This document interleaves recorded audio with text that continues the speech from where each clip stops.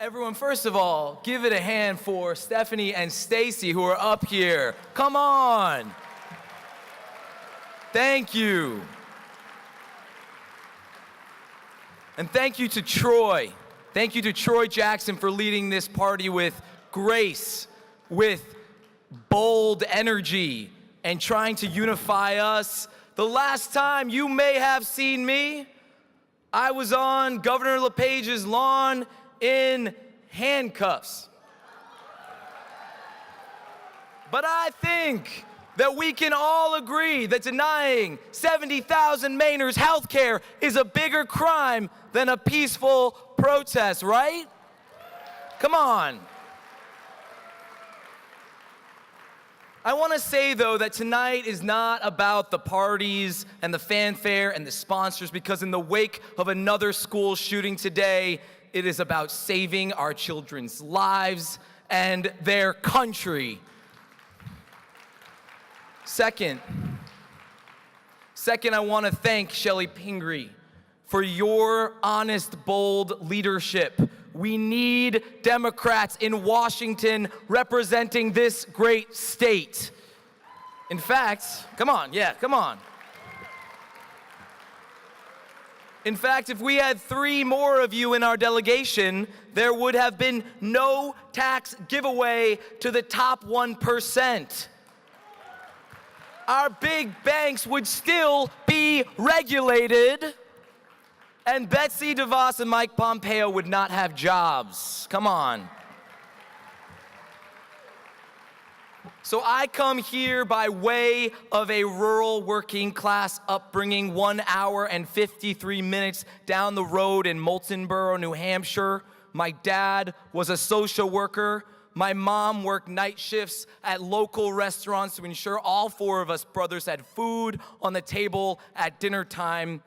In elementary school, my mom didn't want us to know that we qualified for free and reduced lunch, so I got a peanut butter and jelly sandwich every single day in a brown paper bag with a heart on it.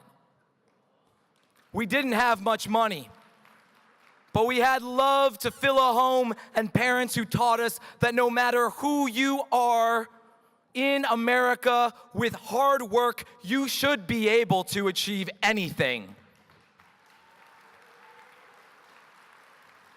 We had the Declaration of Independence and Bill of Rights hanging in our bathroom. My brother and I would stay up to the crack of dawn talking about JFK and MLK and FDR and what it might mean to live a life of service to our country. My siblings and I graduated tops of our public school classes, and I'll never forget the summer when my brother left in the middle of the Iraq War to enter the Navy. We walked Popham Beach and cried. We promised each other that from womb to tomb, that we would dedicate ourselves in service of the country we love. Less than a decade later, Kevin had completed 2 tours in the Middle East as a naval helicopter pilot, and I had been invited to the White House as a public school teacher turned entrepreneur fighting the standardized testing industry's war on public education.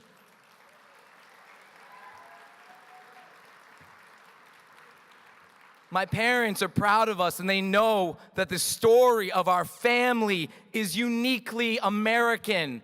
From Francis Perkins to George Mitchell, working class people have been able to work their way to positions of influence because our country has been built on a creed that has guided us for generations. We hold these truths to be self-evident that all people are created equal.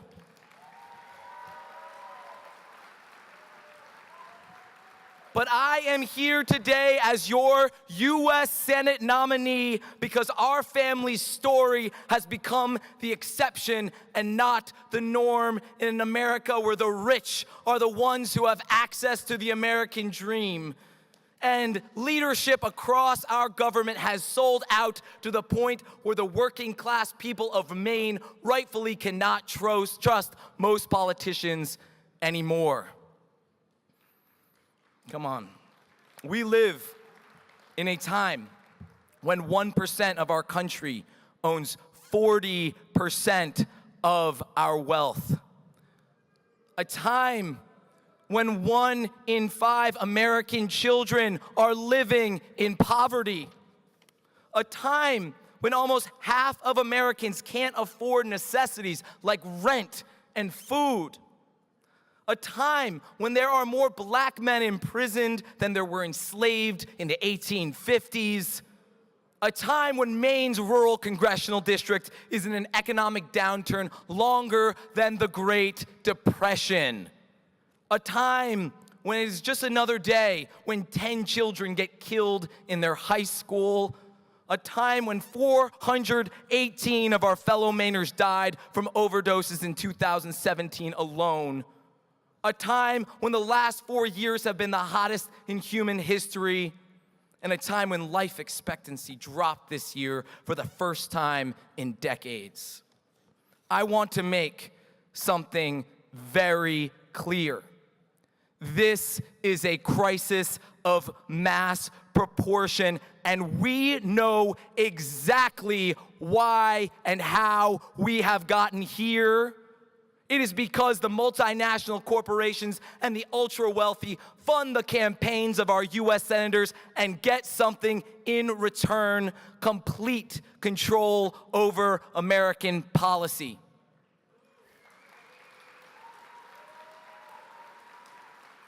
This is immoral. We are under attack, and this must end right now. And that is why, as your U.S. Senate nominee, I am not accepting a single penny from corporations, PACs, or lobbyists, because I refuse to be bought.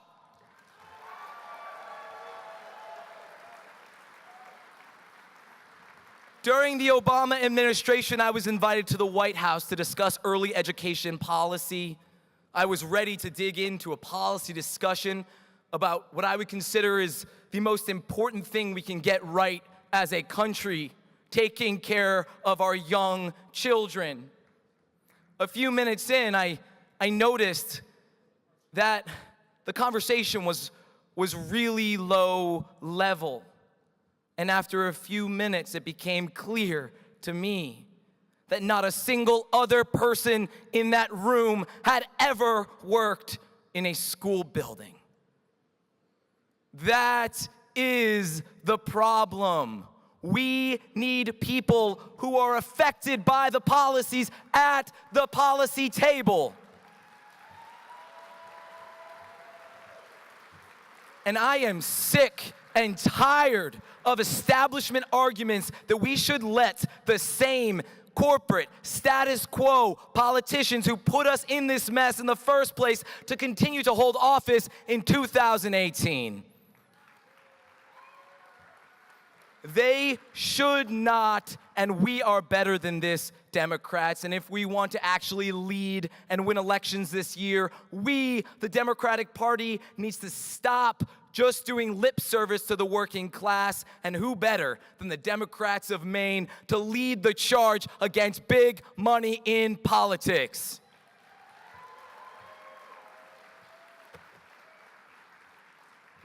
In honor of Emma Gonzalez and all people who are suffering in this country, I call BS. I call BS. I call BS on an establishment that plays the same corporate game as Republicans. I call BS on an establishment that talks about Medicare for all the while literally supporting a corporate independent funded by pharmaceutical companies. I call BS on bipartisan bank bailouts that wipe out the money to build new schools, roads, and high-speed broadband to get across this state. I call BS on politicians who use dead high school students as a talking point and yet won't stand for a ban on assault weapons. I call BS on the ridiculous idea that certain jobs don't deserve a living wage. And I call BS on an establishment that plays it safe in the name of not hurting the feelings of their big donors.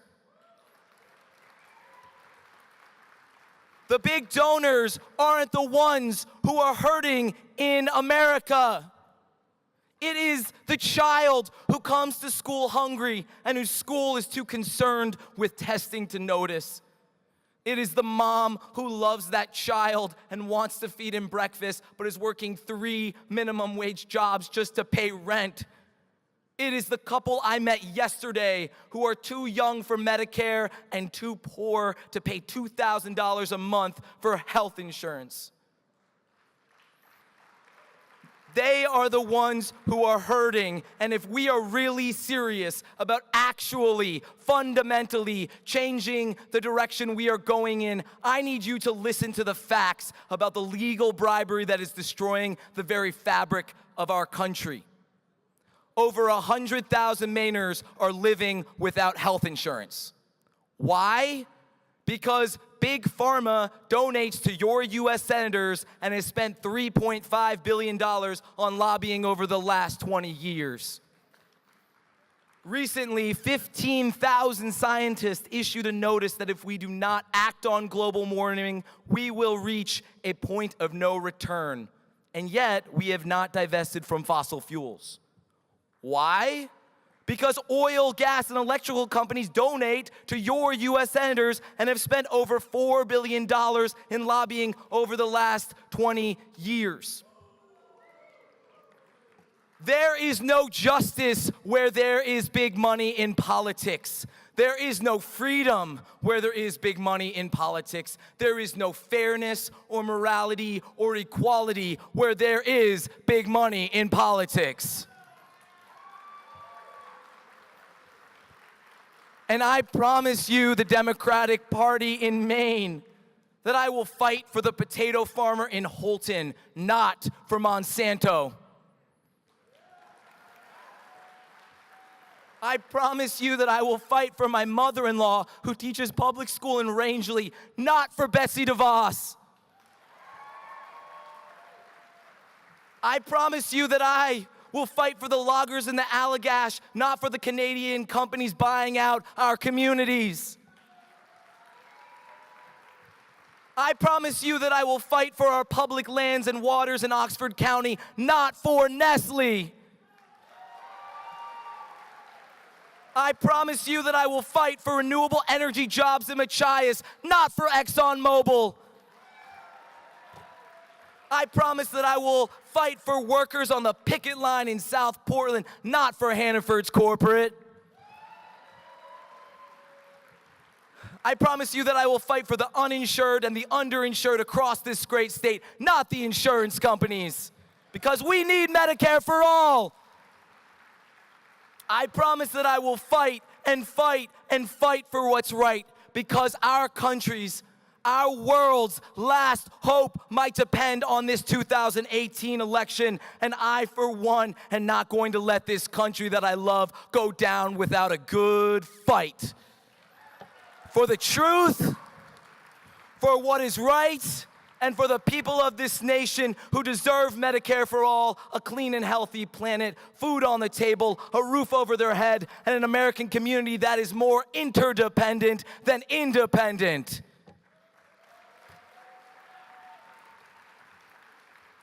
So I am the Democratic nominee for this Maine U.S. Senate seat, and make no mistake, I am running to win.